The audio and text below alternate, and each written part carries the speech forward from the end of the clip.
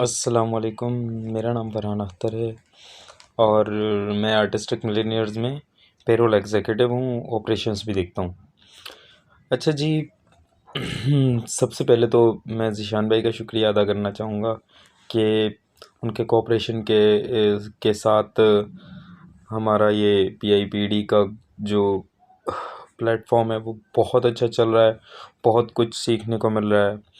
और अल्हम्दुलिल्लाह कि हमने 10 मॉड्यूल कंप्लीट कर लिए, 11वां भी ऑलमोस्ट कंप्लीट हो चुका है, असाइनमेंट पेंडिंग है। तो हमारा जो 11वां मॉड्यूल है वो है बिज़नेस पार्टनर का, एचआर बिज़नेस पार्टनर का। देखिए, एचआर बिज़नेस पार्टनर, एचआर को बने हुए तकरीबन 1980 में एचआर जो है वो सही डेवलप हो गया था। लेकिन अब 2010 के बाद से एचआर बिज़नेस पार्टनर चल रहा है। एचआर और एचआर बिज़नेस पार्टनर में जो मेजर डिफरेंस है वो सिंपल लफ्ज़ों में ये है कि एचआर जस्ट अपने काम देखता है, जैसे रिक्रूटमेंट हो गई, जैसे पॉलिसी मेंटेनिंग हो गई, एडमिनिस्ट्रेशन टास्क हो गए, अच्छा मेंटेनिंग प्रोग्राम्स हो गए, कंपनी एम्प्लॉयज़ हैंडलिंग हो गई और रिस्क मैनेजमेंट हो गया। लेकिन एचआर बिजनेस पार्टनर जो है वो आपकी कंपनी की ग्रोथ देखता है, ऑर्गेनाइजेशंस गोल देखता है और इससे रिलेटेड बहुत सारी ऐसी चीज़ें हैं जिसमें बिजनेस को एडवांटेज कौन दे रहा है, डिसएडवांटेज कौन दे रहा है, इसके बारे में भी एचआर बिजनेस पार्टनर देखता है। देखें, जो बिजनेस पार्टनर का लफ्ज़ है वो इसी वजह से दिया गया है कि प्रॉफिट एंड लॉस की जो समरी है, जिसकी ऑब्जर्वेशन है, वो बिजनेस पार्टनर देखेगा कि कहाँ हमें प्रॉफिट हो रहा है, कहाँ हमें लॉस हो रहा है, कौन कौन बंदे हमें प्रॉफिट दे रहे हैं और कौन कौन हमें लॉस दे रहा है। अब आते हैं एचआर बिजनेस पार्टनर रोल की तरफ एंड रिस्पॉन्सिबिलिटीज़। देखिए, सबसे पहले तो हमें जो हमारी नेटवर्क है, जो नेटवर्किंग सिस्टम है, डेली बेसिस पे अपडेट हो रही है। जब मैंने पेरोल बनाना शुरू किया था, मुझे याद है बहुत अच्छे से कि हमने उस वक्त एक गत्ते का जो है एक पेपर बनाया जिसमें 1 से लेकर 30 तारीख तक डेट मेंशन थी और एम्प्लॉय का नाम वगैरह मेंशन था, नाम और कार्ड नंबर। उसके बाद हम वो उसे 1 तारीख को प्रोवाइड कर देते और वो पूरा महीना जो है उसी पे ही अपना इन आउट लिखवाता और उसके साथ एक छोटा सा कॉलम होता ओटी का, वो उसमें भी मेंशन होता और मेंशन होने के बाद पूरा महीना उसी कार्ड पे ओवर टाइम लिखते, डे इन आउट एक स्पेसिफिक बंदा था, सिर्फ वही लिखता था, उसके अलावा किसी और को ऑथोरिटी नहीं दी हुई थी। उसके बाद वो 26 तारीख को हमें वो सबमिट करवाते और उसके बाद हम उसे एक्सेल पे चढ़ाते और उसके बाद उसकी सैलरी उस कार्ड की वजह से बनती। तो ये बताने का मेन मकसद ये था कि ये पहले का निज़ाम था। आज अल्हम्दुलिल्लाह इतनी ज़बरदस्त मशीनें आ गई हैं कि लोग आईडीज़ वगैरह प्रॉपर करते हैं और करने के बाद कोई मैनुअल का कॉन्सेप्ट नहीं है, कोई डेटा एंट्री नहीं करनी पड़ती और जो सैलरी है वो सॉफ्टवेयर ही बना के देता है। मैं ये कहना चाह रहा हूँ कि निज़ाम अपग्रेड होता जा रहा है। हमें इन फ्यूचर, मतलब हमें अभी से अपने फ्यूचर की प्रिपरेशन करनी है कि हमारे फ्यूचर में क्या प्रिपरेशन होनी चाहिए। अच्छा, उसके बाद बीइंग अ कोच कंसल्टेंट, देखें, एचआर में आप प्रोडक्शन से रिलेटेड कोई डिसीजंस नहीं लेते थे, लेकिन अब लेना पड़ेगा। अगर आप एचआर बिजनेस पार्टनर हो तो आपको पता होना चाहिए कि आपकी सेल्स कैसी चल रही है, कितने बंदे हैं सेल्स में, मार्केटिंग में कितने बंदे हैं, जो आपको प्रोडक्ट्स जो है वो इंक्रीज़ कर दे रहे हैं हर महीने के, जो है वो किसकी प्रोग्रेस अच्छी आ रही है, कौन ज़्यादा कस्टमर ला के दे रहा है, और उससे ही रिलेटेड आपने उसको जो है एडवांटेज रिवॉर्ड्स देने हैं, जो जितने ज़्यादा कस्टमर्स ला के दे रहा है, जिसकी वजह से अचीवमेंट अच्छी आ रही है, जिसकी वजह से कंपनी की प्रोग्रेस बढ़ रही है, जिसकी वजह से कंपनी की परफॉर्मेंस बढ़ रही है, तो आपने उसको रिवॉर्ड्स भी देने हैं। आपको स्टडी करनी है, आपको उसके जो लाइन मैनेजमेंट है उसके बारे में इंफॉर्मेशन हासिल करनी है। आपने जो है लाइन मैनेजमेंट के साथ इतना ज़्यादा इन हो जाना है कि देखें, एचआर मैनेजर ना उसको हर एक एम्प्लॉय की प्रोग्रेस का पता करना पड़ता है।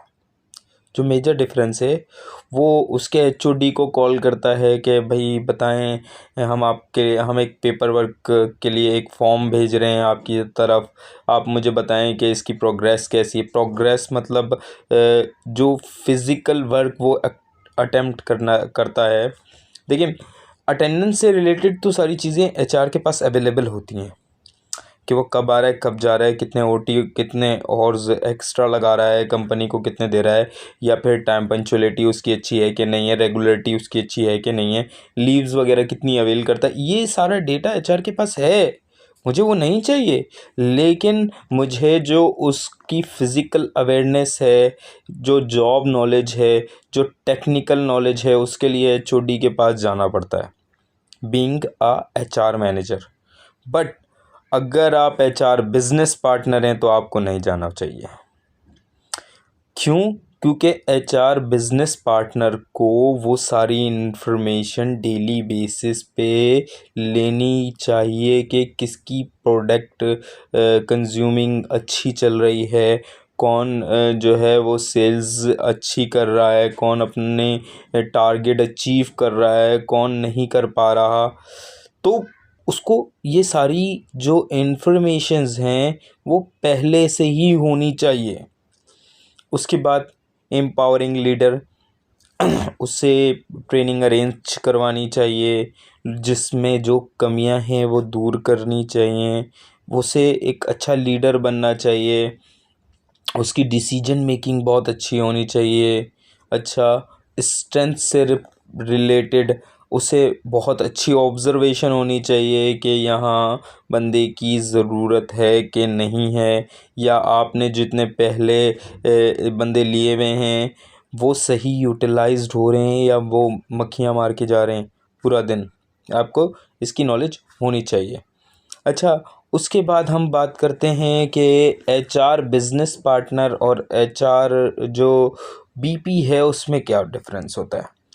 देखिए, हम इसके ऊपर एचआर मैनेजर के ऊपर तो बात कर चुके हैं, एचआर बिजनेस पार्टनर की तरफ बात करते हैं।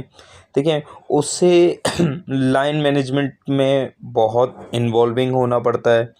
उसे पता होना चाहिए कि ये बंदा किस तरह से प्रोग्रेस दे रहा है, कितना नहीं दे रहा। अच्छा, उसके बाद डेली गाइडेंस, एचआर को गाइडलाइंस लेनी भी है और देनी भी है। देखें, आप जब फर्स्ट टाइम या सेकंड टाइम फील्ड में उतरते हैं तो आपको नहीं पता है कि क्या काम हो रहा है, एक्चुअल में आप किस साइड पर काम कर रहे हैं। अगर मैं इंडस्ट्रीज़ की बात करूं तो सेक्टर्स ही चेंज हैं। एक ऑर्गेनाइजेशन सेक्टर है, एक मेडिकल सेक्टर है, एक मैन्युफैक्चरिंग सेक्टर है, और एक जो है आप कह रहे हैं कि जो प्लॉट बेच रहा है, कोई हवाई जहाज़ बेच रहा है, बना नहीं रहा, मैन्युफैक्चरिंग साइड नहीं है, सिर्फ सेल्स साइड है।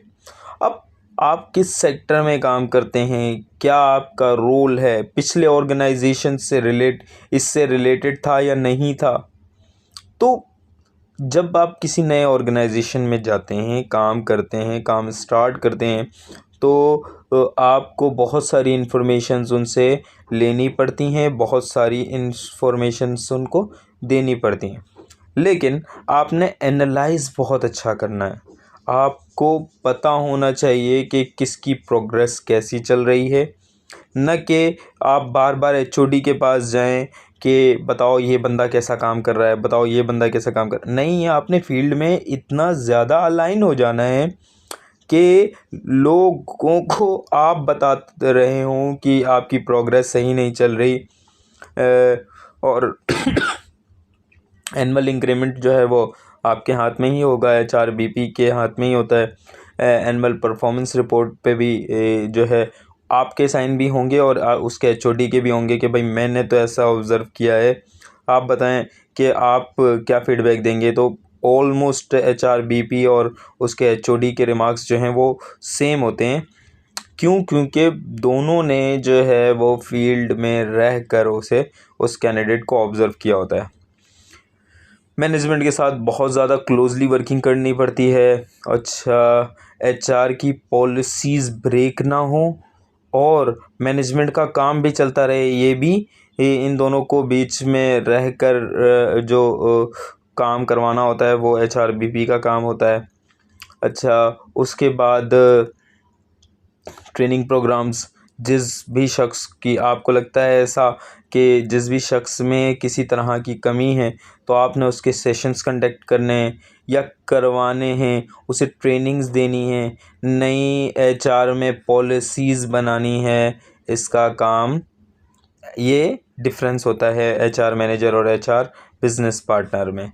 अच्छा, उसके बाद हम बात करेंगे छोटे छोटे से इश्यूज़ जो आजकल बिज़नेस पार्टनर्स को आ रहे हैं। उसमें टेक्नोलॉजी चेंज से एक बहुत बड़ी एग्जांपल मैंने अभी थोड़ी देर पहले ही दी है, इसी वीडियो में है कि जब मैंने पेरोल शुरू किया था तब एक गत्ता लोगों के हाथ में दे दिया जाता था और उसी में इन वाला आउट होता था। और आज अल्हम्दुलिल्लाह इतनी तरक्की हो गई है कि लोग जो है वो अटेंडेंस मशीन पे अटेंडेंस करते हैं और हमारे पास सिर्फ़ और सिर्फ 1 क्लिक पे सबका डेटा कलेक्ट हो जाता है और सबकी इन आउट आ जाती है। अच्छा, उसके बाद प्राइवेसी। देखें, प्राइवेसी एक्चुअल में डेटा प्राइवेसी की बात हो रही है। आपने किसी एम्प्लॉय को किसी और की का डेटा नहीं देना, चाहे मोबाइल नंबर से रिलेटेड इन्फॉर्मेशन हो, चाहे पर्सनल इन्फॉर्मेशन हो, चाहे हत्ता कि आप ये तक नहीं बता सकते कि वो बंदा मैरिड है कि अनमैरिड है। आप ये नाम तक भी नहीं बता सकते कि उसका कंप्लीट नाम क्या है।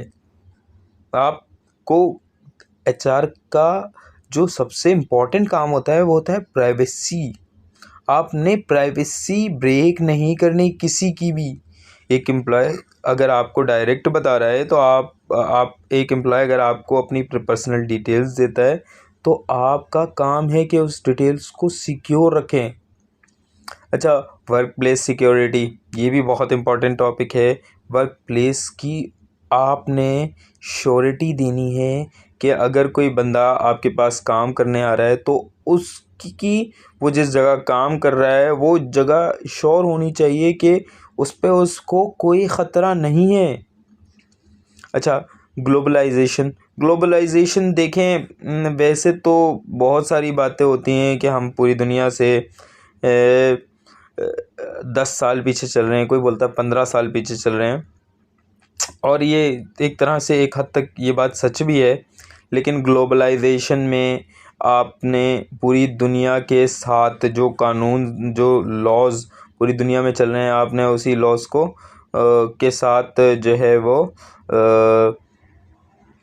फॉलो करना है और उनके बताए हुए तरीके। जब हम प्रोडक्ट ही पूरी दुनिया का बना रहे हैं, पूरी दुनिया में जो जैसा काम हो रहा है वैसे ही चल रहा है, तो आपको उनके साथ ही चलना है और उनसे वो जो अमल कर रहे हैं हमें भी मजबूरन उनके अमल पे, उनके बनाए हुए प्रोसीजर्स पे चलना पड़ता है।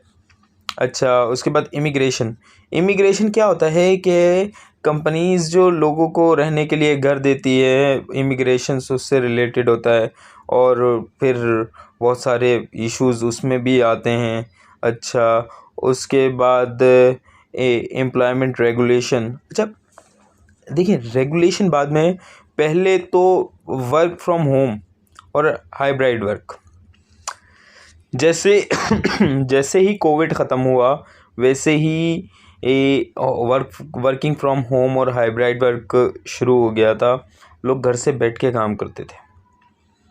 और अभी भी अब तो जैसे हुआ ये कि 1 साल 6 महीने जब उन्होंने कर लिया ना, तो हम उनको आदत हो गई। अब जैसे ही उनको आदत हो गई, तो अब कंपनी को भी अच्छा लग रहा है कि वो बंदा घर पे बैठ के काम शुरू कर देता है, कर रहा है और बहुत अच्छा कर रहा है। तो उसका निज़ाम कंपनी सैलरीज भी दे रही है, क्योंकि उसको तो काम चाहिए। अब उस चक्कर में उसकी रेगुलेशन में बहुत फ़र्क पड़ा, उसके फोकस पे भी बहुत फ़र्क पड़ा। वो डे नाइट हैंडल भी कर रहा है, और डे नाइट जब दिल कर रहा है वो सो रहा है, जब दिल कर रहा है तब वो उठ जा रहा है। वर्क फ्रॉम होम में तो यही चक्कर है, कभी लाइट नहीं होती, कभी चार्ज नहीं होता तो काम नहीं भी कर रहा है, कभी लैपटॉप चार्ज नहीं होता तो काम नहीं भी कर रहा है। अब जैसे कंपनी में होता है कि लैपटॉप इलेक्ट्रिसिटी की कोई प्रॉब्लम नहीं होती, और जो है वो लैपटॉप 24 आवर्स चल रहा होता है, तो डे नाइट इस तरह की कोई कंप्लेन नहीं होती, नेट की कोई कंप्लेन नहीं होती। ज़्यादातर ऑलमोस्ट इनके पास बैकअप प्लान होता है। लेकिन अगर कोई बंदा घर से काम कर रहा है तो उसके पास बैकअप प्लान नहीं है। जब बैकअप प्लान नहीं है तो उसको इन सारी चीज़ों का सामना होता है। लेकिन फिर भी आज भी बहुत सारी जगहों पे जो है वो हाइब्रिड वर्क का निज़ाम चल रहा है। जब हाइब्रिड वर्क बढ़ गया, तो उसके साथ ये जो रेगुलेशन है ना, ये भी ख़राब हो गई। लेकिन कुछ कंपनीज़ हैं जिनको बहुत एडवांटेज भी मिला, क्योंकि लोग ज़्यादा काम करने लग गए थे। तो हम इस पे बहस नहीं कर सकते कि ये अच्छा है कि बुरा, लेकिन कुछ को बहुत फ़ायदा भी हो रहा है, कुछ को नुकसान भी हो रहा है। रेगुलेशन का जो मसला है वो बहुत ज़्यादा ख़राब है। जिनको रेगुलेटरी चाहिए होती है, और जिनके साथ रेगुलेटरी का मसला नहीं है, सिर्फ कस्टमर वाला मसला है कि कस्टमर अरेंज करने हैं, तो वो पूरा पूरा दिन कस्टमर सॉरी अरेंज भी कर रहे हैं और कस्टमर फैसिलिटेट भी कर रहे हैं। अच्छा, उसके बाद देखिए, कुछ चीज़ें हैं जिसमें आप ये कहेंगे कि एचआर मैनेजर और HR business partner both are working on same things. जैसे कि strategic of HR planning, HR की जो प्लानिंग होगी वो वैसे ही रहेगी, लेकिन एचआर बीपी है तो इसमें प्रोडक्शन प्लानिंग भी रहेगी। जैसे कि प्रोडक्शन कहीं पे अगर कुछ मैन्युफैक्चरिंग कंपनी है, मैं एग्जांपल दे रहा हूँ, मैन्युफैक्चरिंग कंपनी है, तो एचआर बीपी को इस बात पे भी फोकस करना पड़ेगा कि आज की प्रोडक्शन इतनी आनी चाहिए। कैसे आएगी वो लाइन मैनेजमेंट का काम है। बीपी सिर्फ डिसाइड करेगा कि इतनी आएगी, आती है तो इतनी ही आनी चाहिए, और अगर इतनी नहीं आई तो वो फाइंड आउट करेगा कि किस वजह से नहीं आई, और वो रीज़न जो है वो क्या होता है, जेन्युइन है कि नहीं है, या किसी की मिस्टेक की वजह से कंपनी को नुकसान उठाना पड़ा। अच्छा, उसके बाद टैलेंट एक्विजिशन जैसा एचआर करती थी वैसे ही होगा। अच्छा, एम्प्लॉय रिलेशन, एम्प्लॉय रिलेशन में एक माइनर फॉल्ट है, एक माइनर डिफरेंस है।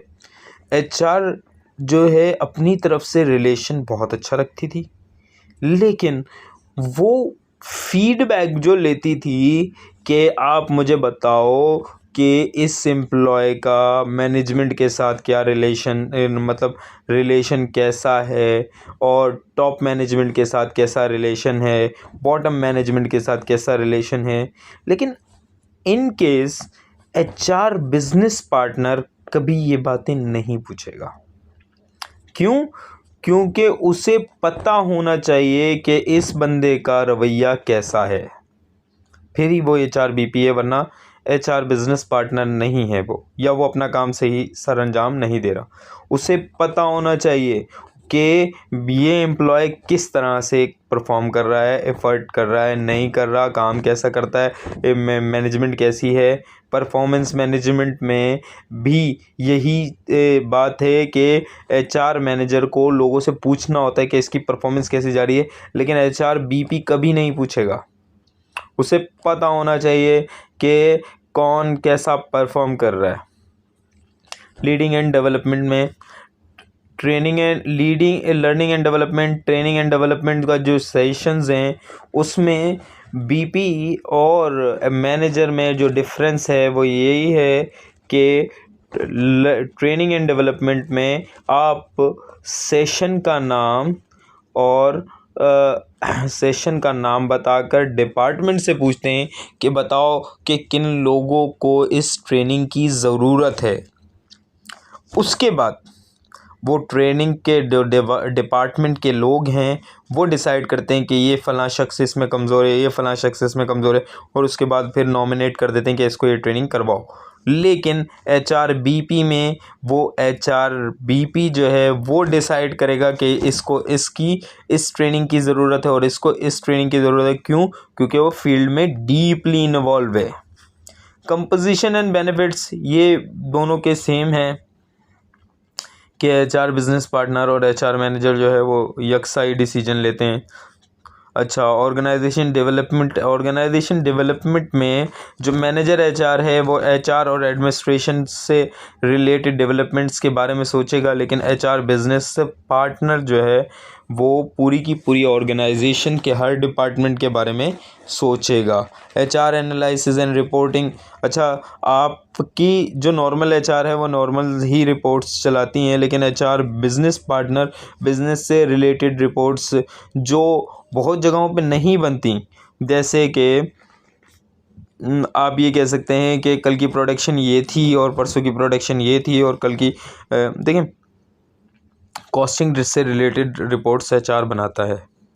ओवर टाइम की कॉस्टिंग हो गई, पर डे कॉस्टिंग हो गई, डिपार्ट वाइज कॉस्टिंग हो गई, कॉस्टिंग से रिलेटेड रिपोर्ट्स जो है वो फिर भी एचआर बनाता है। बहुत सारी जगहों पे मैंने देखा है कि एचआर इन रिपोर्ट्स पे काम कर रहा होता है, लेकिन प्रोडक्शन ये बंदे इतने थे, इससे रिलेटेड एचआर का काम नहीं है, लेकिन एचआर बिजनेस पार्टनर बनवाता है कि इतने बंदे थे, इतना काम हुआ है, इतना प्रॉफिट हुआ, इतना लॉस हुआ। ये जो काम है ये एचआर बिजनेस पार्टनर्स करवाते हैं। अच्छा, कंप्लायंस एंड पॉलिसी। देखिए, कंप्लायंस एंड पॉलिसी का जो रोल है वो पहले जो बिजनेस पार्टनर्स में जो एचआर मैनेजर की तरह था वही एचआर बिजनेस पार्टनर की तरफ भी रहेगा। बिजनेस पार्टनरशिप्स और एचआर प्रोजेक्ट मैनेजमेंट। देखिए, एचआर प्रोजेक्ट मैनेजमेंट सेम पुराना वाला ही है, जो था वो अपने हिसाब से जो प्रोजेक्ट्स बनाते थे वही सेम चलते रहेंगे, लेकिन एचआर बिजनेस पार्टनर से रिलेटेड इन्फॉर्मेशन बिजनेस पार्टनर को होगी। प्रॉफिट का पता होना चाहिए, लॉस का पता होना चाहिए, हर कैंडिडेट के अमल का पता होना चाहिए कि कौन कितना अच्छा परफॉर्म कर रहा है, किसकी वजह से कितने ज़्यादा बेनिफिट्स आ रहे हैं, किसकी वजह से कितने लॉस हो रहा है। बाज़ औक़ात लॉस भी होता है। अच्छा,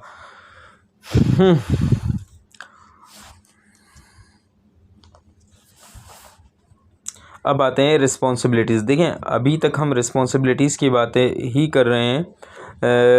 तो कॉन्फिडेंस इन प्रमोटिंग ट्रांसफर। अच्छा, प्रमोटिंग का क्या है कि एचआर बिजनेस पार्टनर को पता होना चाहिए कि इस बंदे को प्रमोट करना है, वरना ये जो है वो रिज़ाइन देकर चला जाएगा। इसे अभी से ही रिटेन करो, इसे जो है ये बहुत काबिल बंदा है, हमारे पास ये स्पेस क्रिएट हुई है या स्पेस क्रिएट करनी पड़ेगी आपने, और इस बंदे को प्रमोट करो। जो काबिलियत है उसके पैसे बढ़ाना, उसको डेजिग्नेशन बढ़ाना, ये एचआर बिजनेस पार्टनर की जो है वो रिस्पॉन्सिबिलिटी है।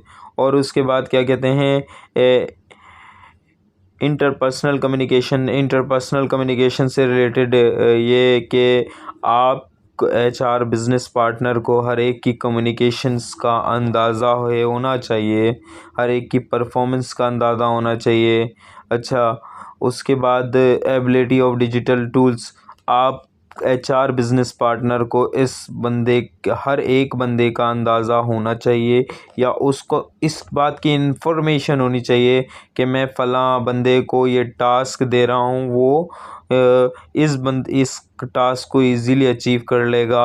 और मैं जो जो उसके अंदर लीडरशिप है या प्रमोटिंग, आप किसको प्रमोट करना है, अगला मैनेजर कौन होना चाहिए, अगला डिप्टी मैनेजर कौन होना चाहिए, इस तरह की इन्फॉर्मेशन एचआर बिजनेस पार्टनर के पास पहले से ही होती है। वो फ्यूचर प्लान कर चुका होता है।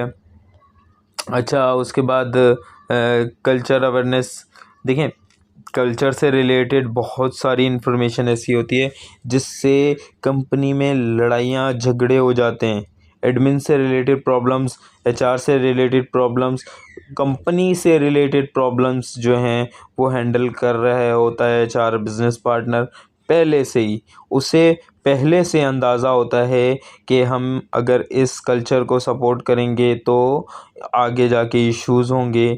फिर देखिए, मैं कराची में से हूँ, कराची में मिक्स कौमें रहती हैं, तो हर एक कौम के अलग अलग कल्चर्स होते हैं। और एक कंपनी में एक ही कौम चल रही हो तो भी बड़े मसले होते हैं। हमें सबको रखना भी होता है और इस तरह से लड़ाइयों का सिलसिला भी दूर रखना होता है। कल्चर, हर एक का अलग अलग कल्चर होता है और उसे भी जो है वो आइडेंटिफाई करके लेकर चलना होता है। अच्छा, लीडरशिप।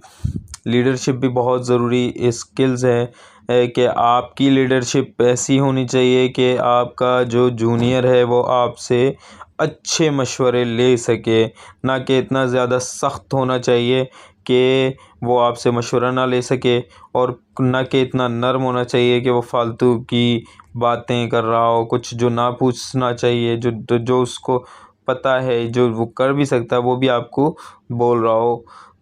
अच्छा, उसके बाद नेटवर्किंग स्किल से रिलेटेड देखें, जो मेन टॉपिक है वो हमारा जो नेटवर्क है वो एचआरबीपी का नेटवर्क बहुत स्ट्रांग होना चाहिए। जैसे कि आज उसे कोई कहता है कि मुझे फ़लाँ चीज़ चाहिए या फ़लाँ बंदा चाहिए, फ़लाँ तरह का बंदा चाहिए, और तो उसकी एक एक से दो कॉल पे वो बंदा जल्दी से जल्द अरेंज हो जाए।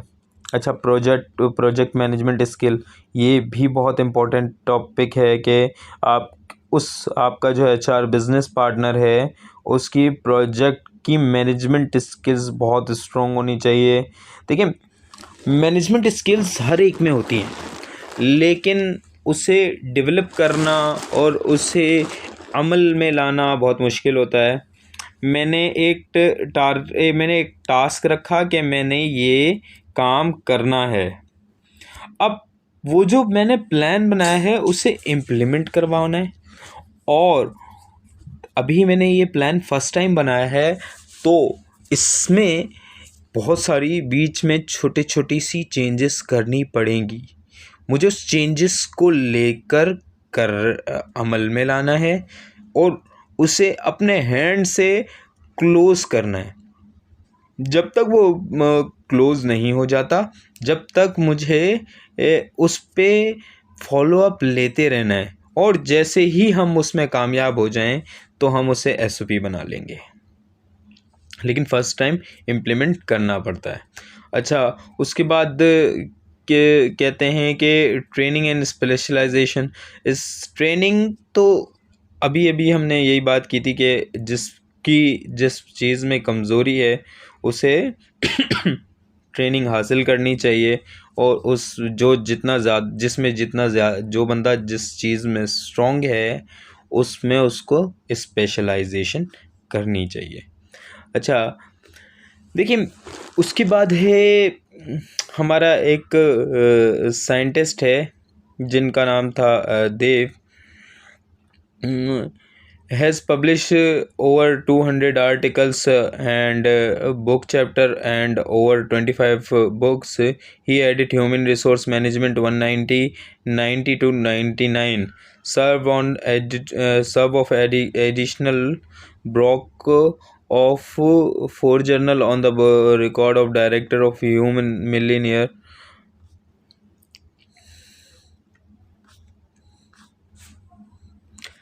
अच्छा, अब ओल्ड एज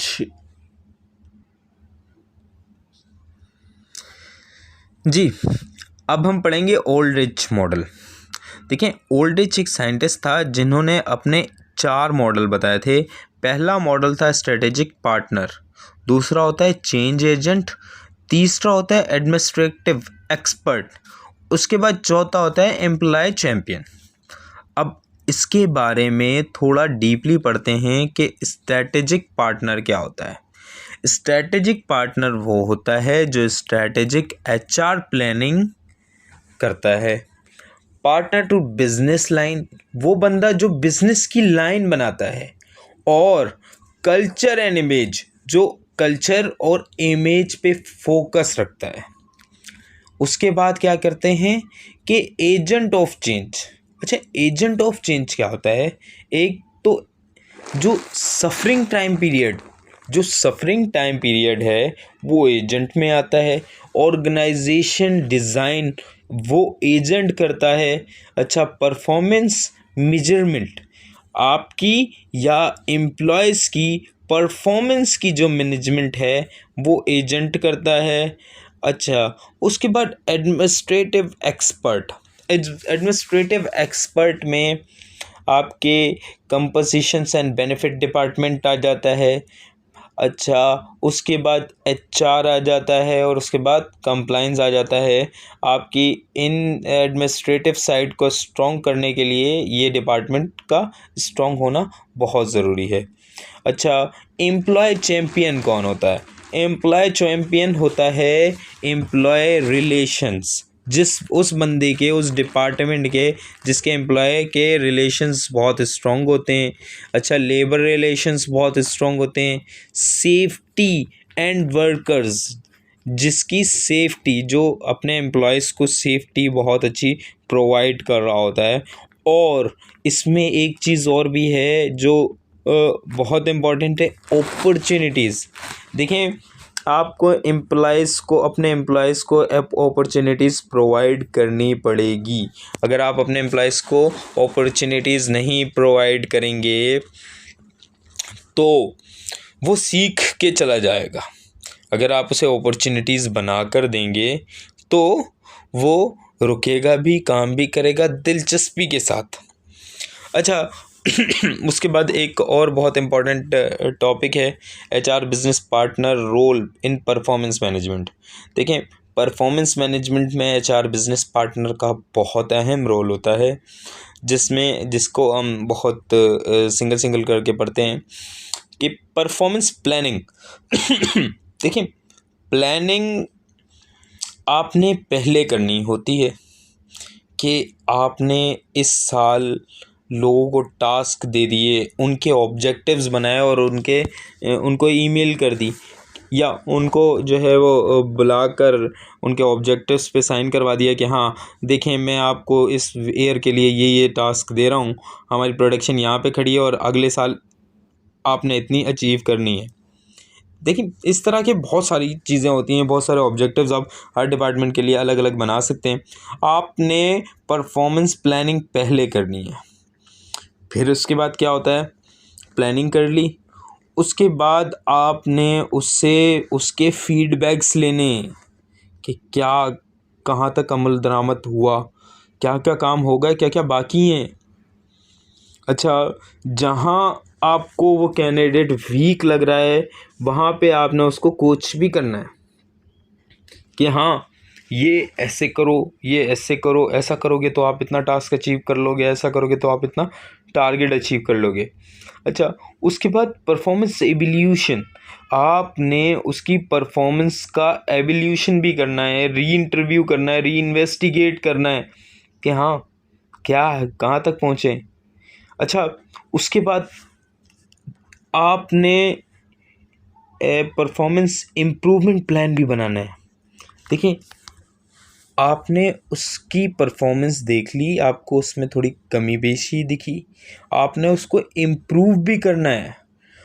फिर उसके बाद टैलेंट डेवलप करना है।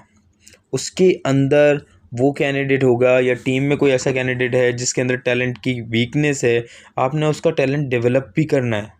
बाज़-औक़ात ऐसा भी होता है कि आपके सामने एक बंदा है जो डिप्टी मैनेजर की पोजीशन पे खड़ा है और बहुत अच्छा परफॉर्म कर रहा है, बहुत अच्छा परफॉर्म कर रहा है, और क्या है कि आपने उसको प्रमोट भी करना है, टैलेंट को डेवलप करना है। आपने उसको डिप्टी मैनेजर से मैनेजर बनवा दिया, क्यों? क्योंकि उसकी परफॉर्मेंस बहुत अच्छी थी। अच्छा, सक्सेशन प्लान भी होना चाहिए। ये भी एक बहुत ज़रूरी बात है कि हाँ, हम सक्सेस होंगे इस तरह से। परफॉर्मेंस एनालाइज होना चाहिए, रिकॉग्निशन एंड रिवॉर्ड्स होने चाहिए, और जो परफॉर्म कर रहा है उसे रिवॉर्ड्स भी तो देने हैं। परफॉर्मेंस मैनेजमेंट ट्रेनिंग होनी चाहिए, कंटिन्यू इम्प्रूवमेंट थोड़ी थोड़ी होनी चाहिए। आप उसको जो है वो बेनिफिट्स प्रोवाइड करो। देखें, कंपोजिशंस तो ऑलमोस्ट पूरी मार्केट दे रही होती है, लेकिन आपने बेनिफिट्स भी देने। अगर कोई बंदा कि कोई अच्छा काम करता है, कोई टारगेट अचीव करता है, कोई जो है अपने टारगेट को अच्छे परफॉर्म करता है, 2 महीने का टारगेट 1 मंथ में अचीव कर लेता है, तो आपने उसको रिवॉर्ड्स देने हैं, उसकी परफॉर्मेंस को जो है उसको बेनिफिट देना है। अगर बेनिफिट मिलेगा तो वो इतना ही परफॉर्म आगे भी करता रहेगा, वरना तो वो जो है अच्छी ऑफ़र देकर चला जाता है अगर आप उसे रिवॉर्ड्स नहीं दे रहे। अच्छा, स्ट्रेटजीज़ भी एक बहुत इम्पॉर्टेंट टॉपिक है कि आपकी स्ट्रेटजी बहुत स्ट्रॉन्ग होनी चाहिए। आपका जो बनाया हुआ डिसीजन है वो काफ़ी स्ट्रॉन्ग होगा। अगर स्ट्रॉन्ग नहीं हुआ तो वो ब्रेक हो जाता है। आपकी टीम मैनेजमेंट बैठे एक साथ मिलकर एक जो है ना गोल बनाए कि हमने ये काम करना है। किसी को अगर कोई प्रॉब्लम है तो बताओ, किसी के पास कोई आइडिया है तो बताओ। आपकी पूरी टीम बैठ के जब डिसाइड करेगी ना, तो आप उसमें ज़्यादा अचीव कर पाओगे। कि एक ने बैठ के बोला सर इसमें ये मसला है, तो दूसरा उसका जवाब दे रहा है कि नहीं सर इसका हल भी ये है। फिर दूसरा तीसरा जवाब देता है हाँ सर ये भी एक हल है, एक और हल ये भी है। तो क्या है, आपकी जो बिजनेस प्लानिंग है ना, वो इंक्रीज़ होती है सिर्फ इस बात से कि आप मशवरा लें, अपनी टीम से मशवरा लें। टीम से रिलेटेड ऐसा भी नहीं है कि सिर्फ अपनी ही टीम को बिठाया जाए। मैं एचआर में हूँ तो एचआर का बिज़नेस पार्टनर बैठ गया, प्लानिंग का बिज़नेस पार्टनर बैठ गया, आईआर का बिज़नेस पार्टनर बैठ गया, और इसके बाद आई डिपार्टमेंट बैठ गया, और भी बहुत सारे डिपार्टमेंट्स हैं related. Planning department, GM production बैठ गया, जीएम क्वालिटी बैठ गया। तो अब बैठ के जो जो फाइनल ऑथराइज डिसीजन होगा ना कि हमने इस तरह से अपनी ऑर्गेनाइजेशन को डेवलप करना है, वो डिसीजन अच्छा होगा। अगर कोई बीच में कमी बेशी होती है तो जो कंसर्न डिपार्टमेंट के एचओडीज़ है वो बता देंगे कि सर ये प्रॉब्लम आ सकती है, ये प्रॉब्लम आ सकती है।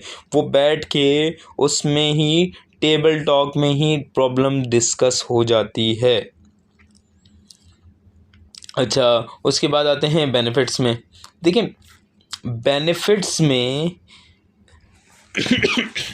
कंपोजिशंस तो सब दे रहे होते हैं, ऑलमोस्ट मार्केट में सेम होती है। आपने सेम पैकेज ऑफर दिया, सेम मार्केट कॉम्पिटिटिव चल रही है, हर एक की सैलरी जो है ना वो ऑलमोस्ट सेम होती है। लेकिन आप अगर चाहते हो कि आपकी जो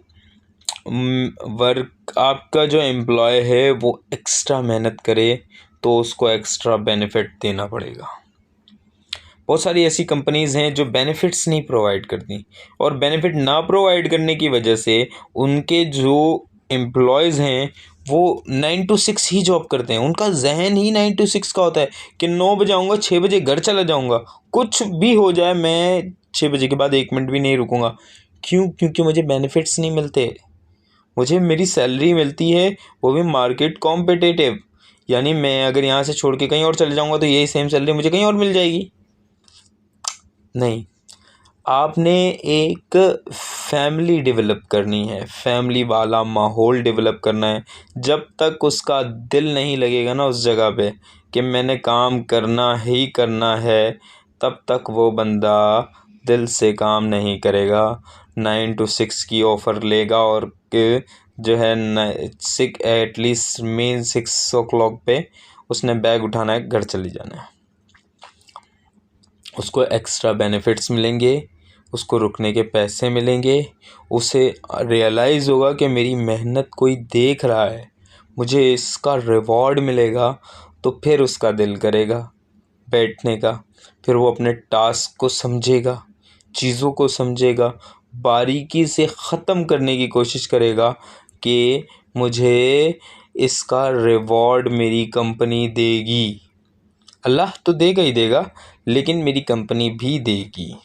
मेरी कंपनी में ये अच्छी आदत है कि वो हर बंदे को ऑब्ज़र्व करती है कि कौन कितना अच्छा काम कर रहा है, और जो अच्छा काम कर रहा होता है उसे रिवॉर्ड्स मिलते हैं। अच्छा, उसके बाद जॉब एवोल्यूशन और सैलरी। देखिए, सैलरी के लिए मैंने यही बताया कि सैलरी का जो मेन मुद्दा है, उसमें आपने सबसे पहले तो मार्केट के इक्वल सैलरी देनी है। अच्छा, उसके बाद आपने मार्केट के साथ कंपेयरिंग पोजीशंस करनी है कि आपकी जो डेजिनेशन आपने दिया हुआ है और वही मार्केट उस डेजिनेशन की क्या पैसे दे रही है। अच्छा, एक्सटर्नल मार्केट का डेटा आपने रखना है, लेकिन आप एक्सटर्नल मार्केट के साथ सैलरी में कोई कंप्रोमाइज़ नहीं कर सकते। देखिए, अब जो लोग यूएस में काम कर रहे हैं या फिर अब्रॉड की किसी भी सिटी में, किसी भी कंट्री में काम कर रहे हैं, आप उसके साथ कंपैरेटिव नहीं कर सकते, मुश्किल हो जाती है बहुत। लेकिन एटलीस्ट आप पाकिस्तान के अंदर की जितनी भी सेम मार्केट्स हैं, सेम कंपनीज़ हैं, उनके जो है वो कंपेयरिंग सैलरी तो रख सकते हैं। अच्छा, उसके साथ सैलरी रेंज सेम रखनी चाहिए, एडजस्टमेंट होनी चाहिए, चीज़ों की एक्स्ट्रा बेनिफिट्स मिलने चाहिए। उसके साथ साथ हमारा एचआर बिज़नेस पार्टनर का टॉपिक भी ख़त्म हो गया। Thank you so much Zeeshan भाई।